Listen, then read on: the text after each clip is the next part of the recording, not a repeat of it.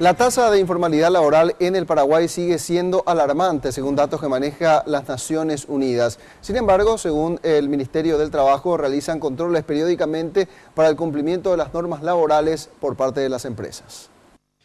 De acuerdo a la ONU, el 70% de los empleos en Paraguay no cumplen con todas las normas laborales, es decir, no cuentan con un seguro social que los proteja. Atilio Guerrero, director de fiscalización de la cartera del trabajo, dijo que la institución tiene como objetivo bajar los altos índices de informalidad a través de fiscalizaciones permanentes a comercios y empresas.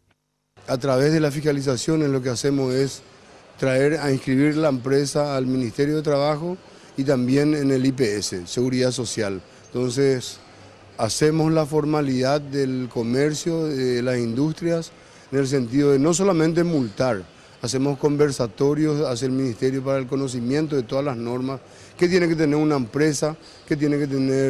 empresa, en cuanto a los documentos, las condiciones de trabajo del empleado, buscando el trabajo decente, lo que es la piedra angular del Ministerio.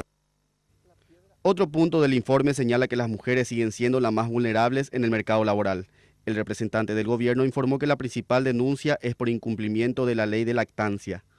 Y en estado de lactancia siempre hay una denuncia, ¿verdad? Esa es la norma más vulnerada, porque realmente cuando se embaraza vienen los problemas de las empresas, faltan las mujeres, cobran sin venir a trabajar.